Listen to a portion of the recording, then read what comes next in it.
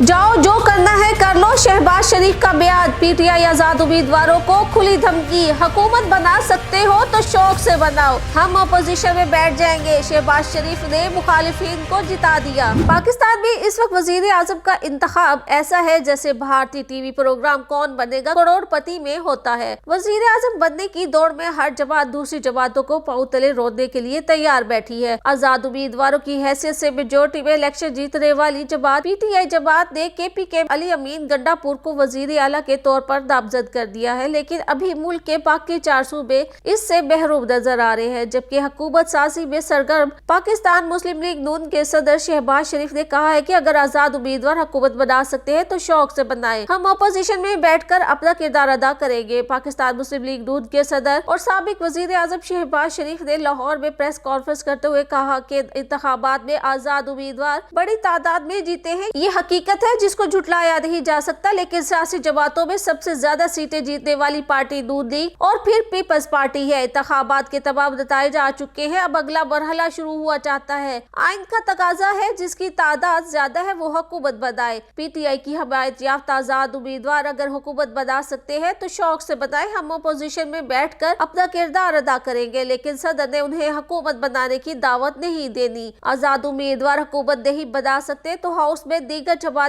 मुशावरत से फैसला करेगी। यही आईनी और जमहूरी तरीकाकार है और हमें इसी रास्ते पर चलकर आगे बढ़ना होगा। उनका कहना था कि नून लीग के PP, MQM और JUI और दीगर से राब्ते हैं, जो JUI समेत दीगर जमातों से राब्ते हो रहे हैं। नवाज शरीफ सियासी जमातों से मुज़ाकरात में मुत्तहिद है और हम उनकी क़यादत में कौम को मुत्तहिद करेंगे। जो पार्टी अक्सरियत साबित करे हुकूमत करना उसका हक होगा। पाकिस्तान को बचाने, तरक्की और खुशहाली की मंजिल पर ले जाने का अमल है। यकीन है दूसरी पार्टियां भी इसी सोच की हामिल होंगी। शहबाज शरीफ ने कहा कि पंजाब में नून लीग की अक्सरियत है और मरकज में भी हम सबसे बड़ी पार्टी है। आजाद उम्मीदवारों को मिलाना हर पार्टी का हक है और इन्हें साथ मिलाकर हमारी तादाद 80 तक पहुंच चुकी है। मैं आजाद उम्मीदवारों से मुलाकातें कर रहा हूँ और मुशावरत का अमल भी जारी है। उन्होंने कहा कि हम पर धांधली का इल्जाम लगाया जा रहा है, अगर ये दुरुस्त होता तो साद रफीक, राना सदाउल्ला, मुर्तजा जावेद अब्बासी भी हार गए हैं। आजाद उम्मीदवार जीत रहे हैं और हम हार रहे हैं, ये कैसी धांधली है।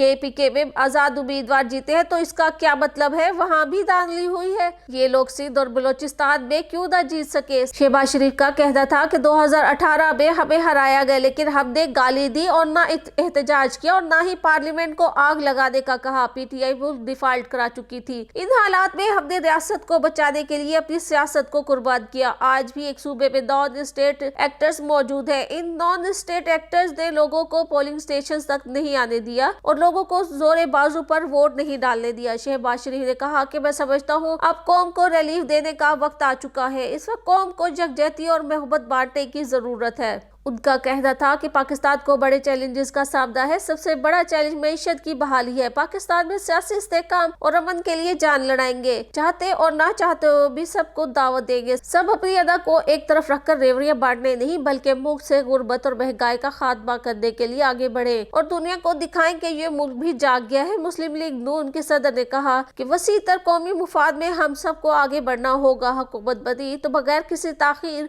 IMF पैकेज के लिए जाएंगे। कुछ मुलाकातें जारी है, जैसे ही फैसला होगा कौम को आगाह करेंगे। ये मौका वजारतों के मजे लेने का नहीं बल्कि कुछ करने का है।